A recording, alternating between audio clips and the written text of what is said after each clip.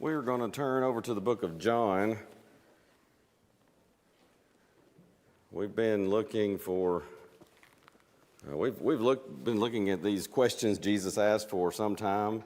I've asked a couple of people, said, well, starting a new quarter, I was intending to continue that and keep going and finish those questions, but I didn't want to just wear it out, and pretty much unanimously from everybody I talked to, they said, well, every one of those questions kind of stands on its own, and from week to week you may be studying a totally different subject depending on what the question Jesus asked for that week, or questions. Sometimes we cover multiple ones depending on what it is. So let's continue with those.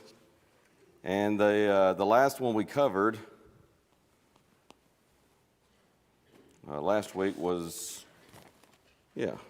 John 5:47. So we're in John chapter 6. Couldn't read my own writing there.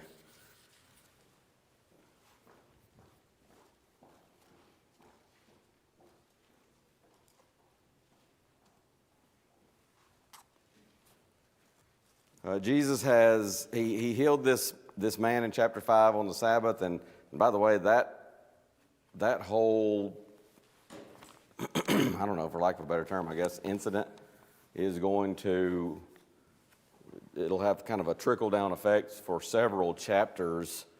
They're just almost beside themselves that Jesus healed this man on the Sabbath. A complete misunderstanding of the Sabbath law, a complete misunderstanding of the whole point of the Sabbath law. But nevertheless, you'll see it continues to affect them and how they interact with Jesus.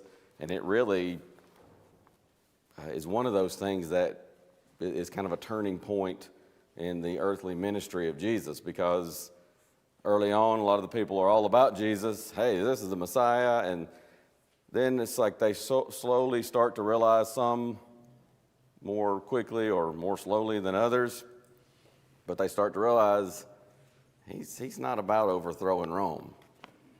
And he's not even going to defend himself. He has all of this power that is obvious. He does miracles, and yet he won't. He'll heal somebody, but he won't do anything about Rome.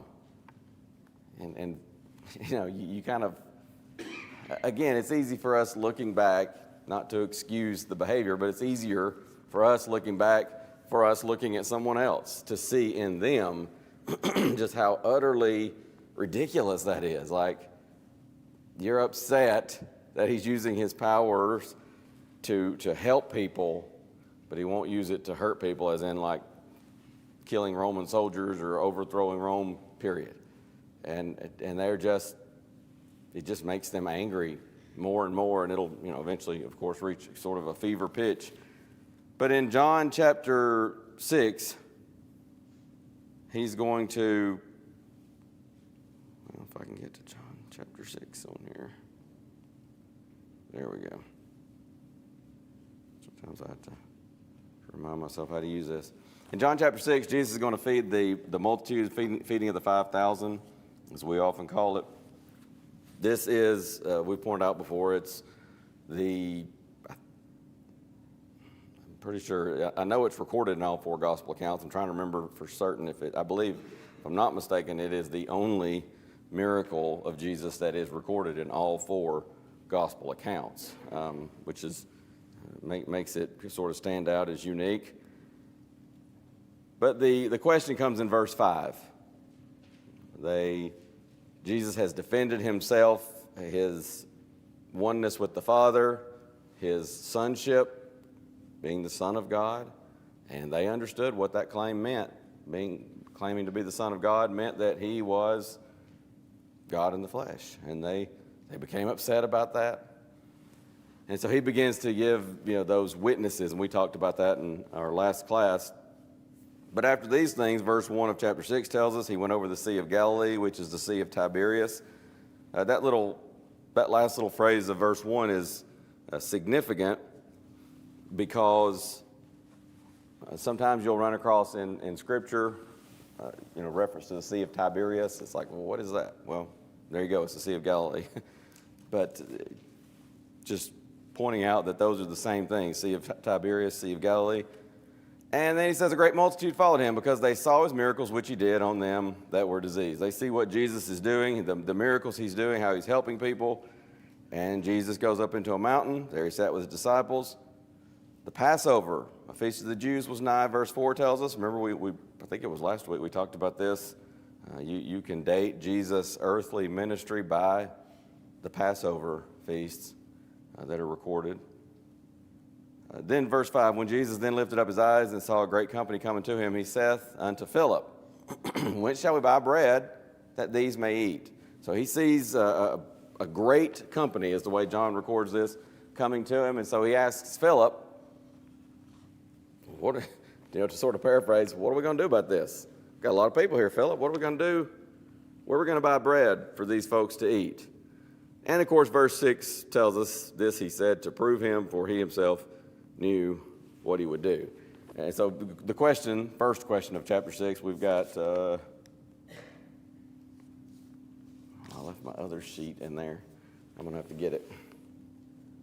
I was going to ask a favor of you, Micah, but you might not find it in there. It's kind of buried in my papers.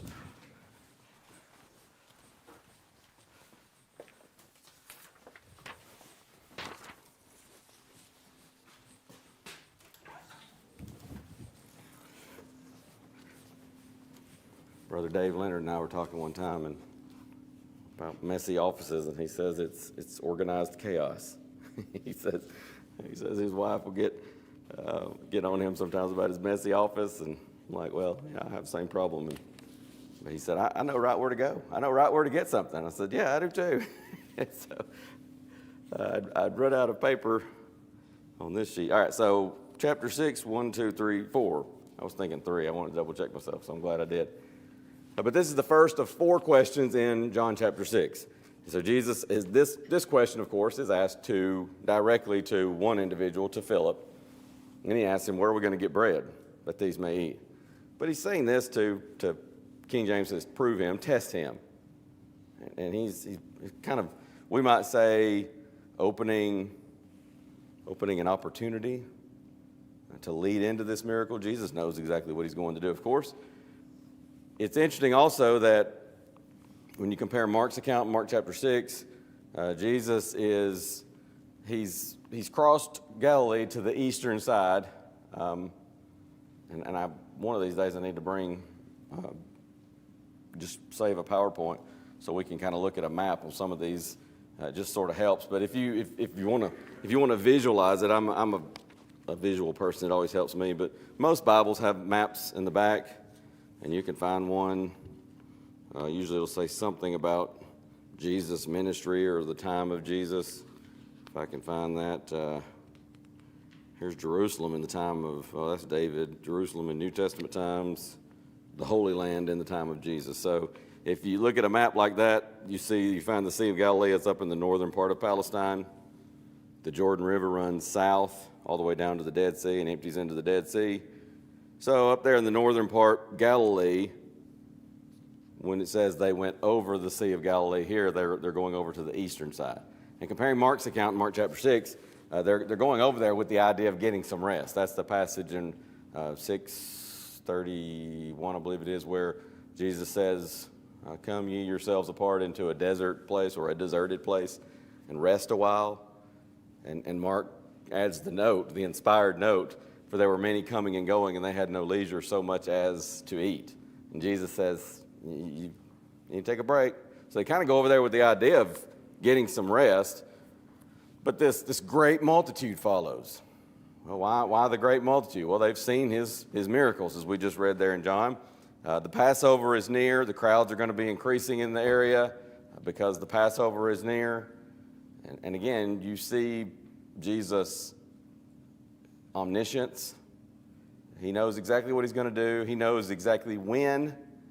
He knows that this is Passover and there are going to be more crowds, and so he's not doing it just to put on a show, but it's to confirm he is who he claims to be, the Messiah, God in the flesh. So he asked this question to test Philip. Then it goes on, of course, verses, 8 through 13 or so. He's going to feed the 5,000. Of course, Philip's answer to the question is in verse 7. 200 pennyworth of bread is not sufficient for them, that every one of them may take a little. Most commentators that I've read, I don't know how to word it exactly as they do, but I'm going to kind of paraphrase it in my way of saying it. But it's sort of the way it's recorded in Scripture, at least in the King James Version. I haven't checked every other version. I was just looking at a couple here to see if it captures it in any of these. I don't think so. But most commentators talk about this, and Philip's response is something to the effect of, "Are you kidding me?" Like, I just got to go thinking about Diego. That was his favorite little phrase that Maddie and Bella taught him. But he says, "Yo, are you kidding? What? 200? I mean, we don't have enough money to give everybody like a couple of bites. It'd be just enough to make them angry, at best." We sometimes say that, when you get just a tiny little portion of food, you say, "Well, it didn't fill me up. It didn't fill me up. It didn't even close to fill me up. It's just enough to make me angry, just enough to make me really get hungry." And that's kind of what Philip is saying. We couldn't even give everybody just a few bites. And so it's kind of like, wow, what do you mean? Where are we going to buy bread that these may eat? And we've talked before about Andrew. Andrew is a soul winner. And this guy is fascinating in Scripture. You don't read just a ton about Andrew, but it's like almost every time you read about him, he's bringing people to Jesus. It's an amazing thing. And here, even in this situation, it's not evangelism per se, but he knows who can help. He knows who can fix any situation. And if there's a problem from, hey, this guy, we found this guy and he's the Messiah, that's what he went, when Andrew first started following Jesus, he went and found his brother, Peter. And again, ironically, we read so much about Peter in Scripture. Andrew kind of eases, out of that spotlight. But the more you study and read about Andrew, again, not a whole lot about him, but it's pretty clear he doesn't care. He's not in it to get the recognition. He's just bringing people to Jesus. So here, even a situation where, well, what are we going to do to feed this multitude?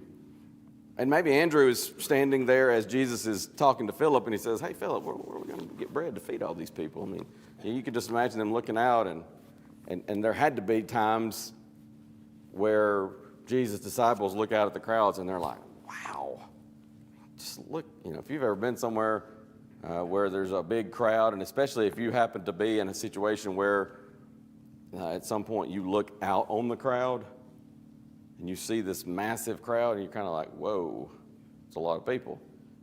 And there were times that his disciples did that, and you could just sort of picture Jesus looking up, maybe even previous to this. I don't know, it's not recorded for us. I'm not saying it happened this way, I'm just saying it could. Maybe before this, you have Philip going, "Jesus, look at all the people here. Wow, look at all the people that have come to hear you teach."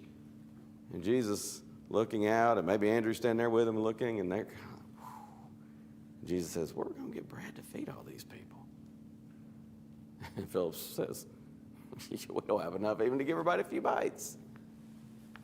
Does it seem like he had the bag at that time and knew how much money they had? I don't know. We know Judas has the bag later on, but I don't know. Robert asked, is it possible that Philip had the bag there and he knew how much money they had? Maybe.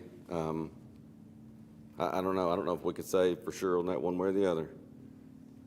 But when you get to verse 8, here's Andrew. Again, he's just always bringing people to Jesus. So he says to Jesus, I don't know, did he ease off and go find this lad? Maybe he's asking around, "Hey, guys, maybe a little bit of time has passed, just a few minutes, but it wouldn't seem very long." But I don't know.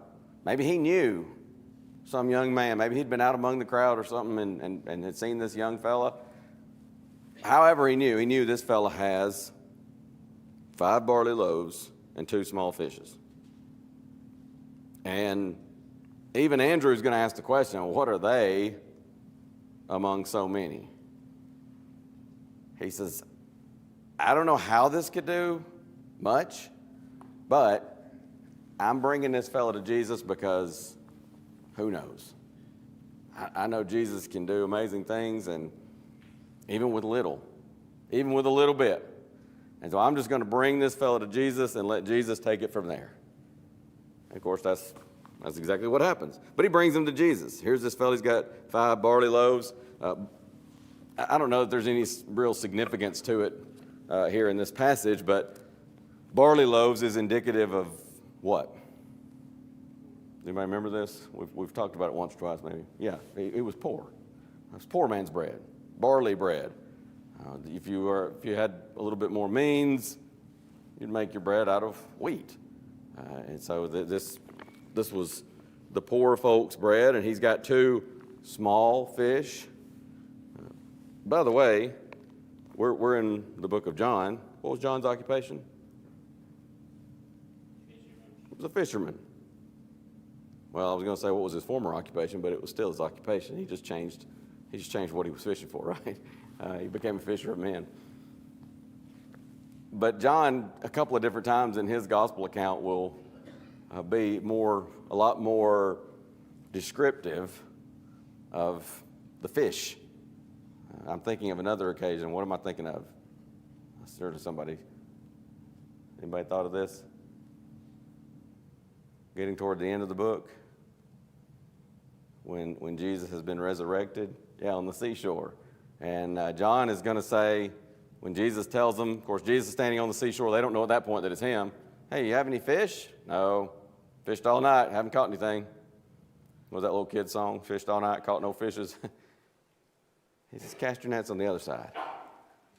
And so, boy, and of course, John says to Peter, that's the Lord. And Peter grabs his outer coat, throws it on, and he just jumps in the water and swims to shore. But John records they gathered in that net 153 large fish. So, a fisherman, he's going to tell you if it's a large fish that he caught or a little fish. I don't know. It may be that that's just kind of coincidental, but it seems interesting that he's a fisherman, and sometimes in his account he uses terms describing, like here, 2 small fish. Almost like little sardines is what most commentators say. So Jesus then just says, make the men sit down. This is interesting because Andrew brings the little boy to Jesus. He says, well, I don't really know I don't know what it means among so many people, Jesus, but there is this little young fella here. He's got 5 loaves, 2 fish. We talk sometimes about Mary, and Jesus says when they're kind of hard on Mary because she breaks this alabaster box worth about a year's salary of expensive ointment perfume, anoints the feet of Jesus. Jesus says, what she's done will be told, anywhere the gospel's preached. What about this young lad? There's some young folks that would say, I ain't giving you my bread. This is my lunch. You can't have my lunch. Every indication is he was more than willing to share. I don't believe for a second that Jesus just snatched it from him and said, get out of here. I'm taking your food. I don't think for a moment Andrew would have done that. He was willing to share it. Sometimes the most insignificant people, we don't even know their names many times in Scripture. I think about 2 Kings 5, a little handmaiden. And her master, and ironically, she's a prisoner. She's a prisoner of war. She's a Jewish Israelite girl that was taken captive. She was a slave servant to Naaman, the Syrian. And she says to her mistress, she says, I sure wish he was in Israel because there's a prophet there that could heal him. And that starts the process. We don't even know her name. I think it was Steve Higginbotham that had an article or sermon or something called the world's youngest, or the youngest recorded evangelist or something like that, because she was sending him to the prophet of God. Pretty interesting. A lot of examples in Scripture, people that we many times don't even have their name. Many times they're very young, but they're doing great things. So Jesus says, make the men sit down. Of course, they do. The men sat down in number about 5,000, verse 10, took the loaves, he gave thanks, distributed to the disciples to them that were set down. Likewise of the fishes, and you may want to underline it, highlight it, as much as they would. We would say as much as they wanted. Or we might say, all you can eat. It was a fish and bread buffet that day. As much as they wanted. When they were filled, verse 12 says, he said unto his disciples, gather up the fragments that remain, that nothing be lost. So they gathered them together, filled 12 baskets with the fragments of the 5 barley loaves which remained over and above unto them that had eaten. Why 12 baskets?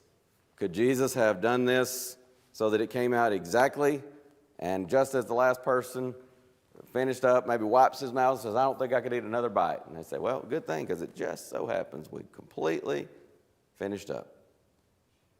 Why the 12 baskets left over? I'll give you the definitive answer for all time. I don't know. I don't know that anybody can say for sure.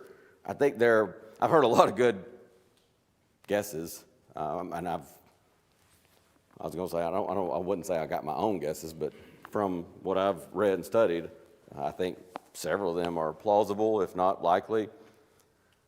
I will say this: I think probably, at least it makes sense to me. Again, the Bible doesn't tell us for sure, but it makes sense to me that why, somebody might say, why not, right as the last person finishes eating and they say, boy, I'm stuffed, don't think I could eat another bite, and that's the end of it. Well, somebody might say, well, but I knew this one person who was still hungry. We sometimes say, Brother Chris Stevenson will sometimes say when we have, maybe it's a fellowship meal here, or even when we've gone to other places to eat and they have a big spread before us of food to eat, and I've heard it since then, but I don't remember hearing anybody word it quite like Chris says it until I came to Bremen. But he'd say, and we'll say, if you leave here hungry, it's your own fault. If there are baskets left over, somebody might say, well, I knew that one fellow that he didn't get full. Well, it's his own fault. There were 12 baskets left over. So perhaps that's part of it, to make sure they're left over so nobody can say, well, we ran out. Even if everybody was full and there was nobody left saying they were hungry, well, I guess that worked out good because we are just flat out of food. Well, no, you got 12 baskets left over. Plenty of leftovers. I heard one, I think it was Jeff Archie that said one time, why were there 12 baskets left over? He says, well, the disciples have to eat too. Maybe. 12 baskets, 12 apostles. I don't know. But we can speculate about that. But again, the bottom line is we just don't know. But the only thing I would say that I would be, for me at least, I'm pretty convinced that there were leftovers, period, at least some leftovers, just because, again, so it's not like, oh, wow, we ran out, but it just worked out perfectly. I think still there's plenty of evidence there of the miracle, obviously, but any amount of leftovers says, no, we didn't run out. We had more than enough. Maybe there were people, maybe Jesus was going to send some home. We do that a lot of times. Maybe a BK meal, it may be potluck meal, and a lot of times there are ladies that are making plates to take to shut-ins. Maybe there's somebody who was sick that day and they couldn't be here, and well, I'm going to take them a plate of food from the fellowship meal. Maybe there's somebody else they know. Take them, whatever. So could have been that. I've heard people, I've read commentators that speculated something like that. People taken home to family. It just doesn't tell us. So anyway, be that as it may, there were plenty of leftovers, and then the men which had seen that miracle, they said, this is of a truth that prophet that should come into the world. When Jesus therefore, well, let me just stop there at verse 14. Sometimes you'll notice a theme in John of people talking about who is Jesus. And they'll say, some will say, well, he's a prophet. Some will say he's the Messiah. Then some will say he's that prophet. And that prophet, you probably, if you have, my Bible doesn't have the cross references in it, but if you do, you probably have a cross reference back to Deuteronomy 18, 15 through 18 or so. And Moses says there, a prophet shall the Lord your God raise up unto you, like unto me, and to him shall you hearken in all things. And the one that will not listen to that prophet, he'll be cut off. And it was a prophecy of the Christ. But somewhere along the way, some of the Jews at least got to making some kind of incorrect, they were not right about this, but they were making a distinction between a prophet and that prophet, the Christ and that prophet. But the Messiah, the prophesied Messiah of the Old Testament, was one and the same as that prophet. And that's pretty clear. In fact, it's in it's Acts 3 or Acts 7. It's either with Peter and John speaking to some of the Jewish people, or Stephen's discourse, I forget which one, where they will connect it. I want to say it's Peter that makes that connection and says, you know, a prophet shall the Lord your God raise up unto you like unto me. And he says it is Stephen. Oh, I thought you were saying it was Stephen. Somebody check that for me. Acts 7. Now I'm doubting myself and thinking that it's Stephen. But he says, he quotes that prophecy and he says that it's Jesus. Maybe it's not. That is maddening when you think of something like that and then you can't remember exactly where it is. Anyway, if somebody runs across it, holler at me. So they make this distinction, but it's not there in reality. But you'll see that in John sometimes. Well, I think he's a prophet. I think he's that prophet. I think he's the Christ. As if those are three different. They're not. Obviously, not every prophet was that prophet. Not every prophet was the Messiah. There is but one Messiah. But that prophet, the prophet like unto Moses, and the Messiah, those are the same, at least biblically. Then, verse 15, when Jesus therefore perceived that they would come and take him by force to make him a king, he departed again into a mountain himself alone. I wish if we had more time, we could go to R.C. Foster's Studies in the Life of Christ. His whole, and he's got, I want to say, a few pages on this little section here, and it is rich. But these are what we call zealots. They're these groups that developed among the Jews during the intertestamental period. Pharisees, Sadducees, zealots. Who am I forgetting? Essenes. These would be the ones from whom we get the Dead Sea Scrolls. They were very isolated, ascetic type lifestyle. I feel like I'm forgetting somebody. But anyway, the zealots they really hated Rome. And they were all about overthrowing Rome. And the zealots' activity, sometimes they would engage in like guerrilla warfare tactics and things like that. But they were really, really looking, more so than anybody else, looking at the Messiah as some kind of military deliverer. He's going to come. We're going to fight. We're going to overthrow Rome. Even after Jesus is crucified, he's buried, he's risen from the dead, even after the church begins on the first day of Pentecost after the resurrection, the zealots are going to be so zealous for this agenda of theirs, this mistaken idea, that they will push it to the point that in AD 70, the Roman Empire says, we're done with this. And Brother Cates used to use the expression, I'm going to stop that dog from sucking eggs.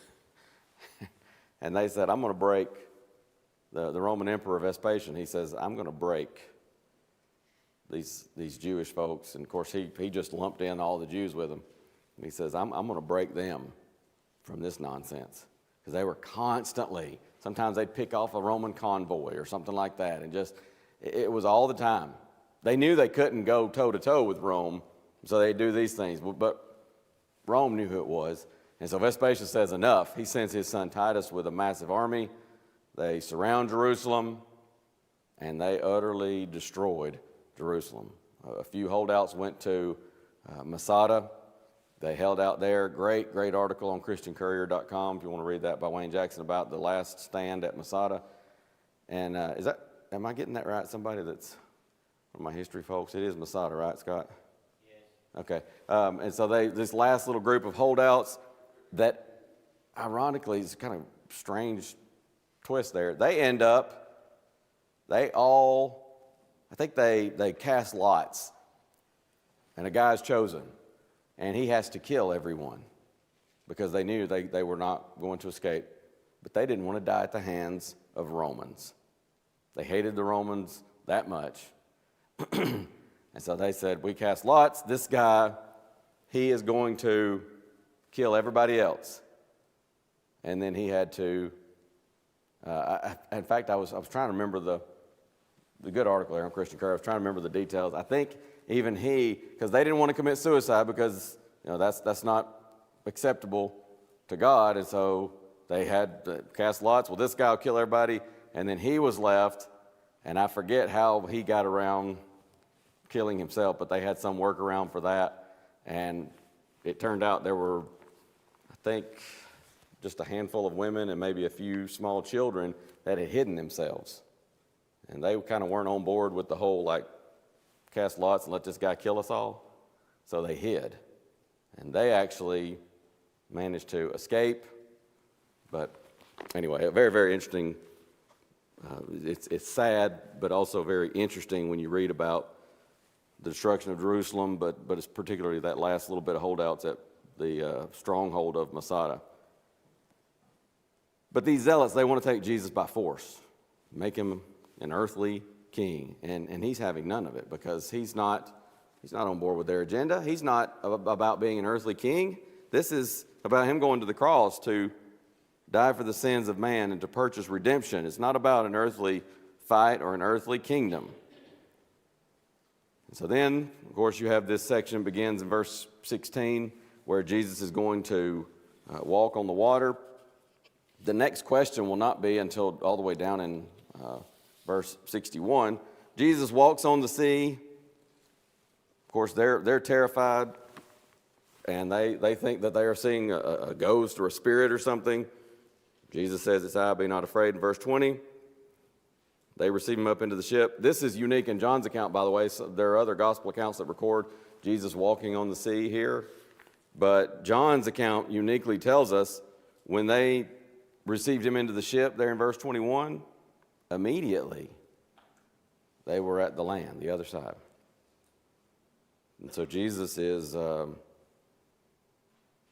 think it's either Matthew's or Mark's account that tells us he went up into a mountain to pray. He's getting away from this crowd that they want to pursue, this earthly kingdom agenda, this zealot crowd. But he also, again, Foster's comments, man, it's so good on this section. He talks about how in the Greek language, Jesus, I think Matthew or Mark 1 records, gets you a little bit of the sense. It says he constrained them to get into a boat. But he goes on to explain, Foster does, that the Greek word is very forceful. I mean, he's saying, y'all get out of here, because he is vehemently guarding his disciples against that zealot mentality and agenda. And he says, I will not let them be infected with that. They're not going to stir my apostles up and try to get them on board with that agenda. And so he's getting them out of there, and then he will send away the crowds. And you might think, well, why would he not get them to help him and dismiss the crowds or whatever? He wants them removed from that influence. He wants that leavening influence away from them. So he constrains them. Y'all get into this boat. You go on. I will catch up. And of course, one of those accounts, maybe in Luke, will record how they kind of try to wait for him, and then they realize, well, we got to move on, and so they do. And Eventually, Jesus comes walking on the water. Then Jesus is going to teach, and we probably won't have time to get to our next question here. But the next question will be all the way down in 61, as I mentioned. He's going to begin to teach, and of course they see that he's on the other side, and so they come rushing over to the other side to catch up. And oh, when did you come over here, Jesus? And Jesus says, you're not here because you want to learn about God. You're not here because you want to follow God and learn about the kingdom. You're here because you got fed, and you want to get fed again. And that's 26. Verily I say unto you, you seek me not because you saw the miracles, but because you did eat of the loaves and were filled. And then he tells them, don't labor for the meat that perishes, but for the meat which endures unto everlasting life, which the Son of Man shall give unto you. For him hath God the Father sealed. He's going to go on. He's going to talk about, whoever eats my flesh, drinks my blood, has life. And it's not, he's not talking about the Lord's Supper there. Sometimes people misunderstand that. He's talking about himself, and he's not talking about, obviously, cannibalism. But what he's saying is, it's, as Brother Eddie Brinkley would say, it's a package deal. It's not, you can't just pick and choose. He says, you got to take wholesale. If Jesus is Lord, then he's Lord over everything, over my entire life, my entire being, even to the point of bringing every thought into captivity, as Paul talks about in 2 Corinthians chapter 10. And eventually it's going to get to the point, they're going to question it at first, verse 52. How can this man give us his flesh to eat? He doubles down. Except you eat the flesh of the Son of Man, drink his blood, you have no life in you. Again, it's not just little bits and pieces. He says you got to take it all. It's a package deal. My flesh is meat indeed, my blood is drink indeed, 55. Then it says, many of the disciples, when they heard this, verse 60, they said, this is a hard saying, who can hear it? And so when Jesus knew in himself that his disciples murmured at it, he said unto them, does this offend you? And that's our next question, and I suppose we'll hold off. There's not as much comment on that, but there's a question, obviously, as you can see, right in the very next verse that goes with it, and so I don't want to say too much about that because we'll cover it next week. But Jesus is not going to say, does this offend you? Well, hold on, let's talk about it. Let me see if I can soften it or whatever. You can't compromise the truth. Yes, sir. You asked why there were 12 baskets. I don't know what the number, but if you look at John chapter 6, verse 12, it says, gather up the fragments. That's Jesus talking. He said, gather up the fragments. Well, when we have a fellowship meal back there, everybody goes through the line. You're always last. You go through the line, get everything. And we look at the table, and we'll say, well, there's half the thing macaroni and cheese. There's some cornbread. We see what's on the table available. What we don't see is when people finish their meal, they go and they throw their plate away with food on it sometimes. Yeah. And we don't see that. We don't see that. So you look down to verse 14, when they had gathered up those baskets, then those men, when they had seen the miracle, it's talking about the miracle of the gathering those baskets, not him feeding, them handing out the food. It's talking about the gathering up the leftovers. Yeah, I mean, again, I think it shows how everybody got full and there's still food left over. Right. So people don't talk. If they're just throwing that food away, nobody would have ever talked about it. Yeah, maybe so. That's They would have said, hey, it's true. Go down to, it's the rest of 14. This is indeed the prophet who is come into the world. So every miracle in the Bible is for one reason. That's to confirm the word of God. yeah, and Did Jesus care about people and want to feed them and act compassion? Sure. it's just like benevolence today. I mean, we help people because we care, but it's also with a view toward, I want to help you feed your soul. Most of all, it's a door to evangelism. Yes, sir. I think maybe those 12 baskets was one for each of those doubting disciples to hold and think about for a little bit. Maybe, yeah. Can you imagine that if you're a disciple, one of the apostles, you take one of those baskets home and, every time you're eating a little bit out of that, kind of reminded of that miracle? Maybe. That's certainly possible. Yes, sir. Overflow blessings of Christ. They're never lacking, and they're always producing. And when you think about what Christ has done even for us today, the overflow blessings that enables us to have forgiveness. That's pretty powerful. I mean, think about that God's blessings always are not just, well, let me get you just right there, just enough. They're overflowing. My cup runneth over, the psalmist says. That's awesome. We're all like that young man that brought, sometimes we doubt what our little that we bring can do, but we all find ourselves with a little sometimes, but we need to have the faith that it can. That's what God said to Moses, what's in your hand? Just a staff, but look what he did with that staff with God backing him. Thank y'all very much. We'll have a short break before worship.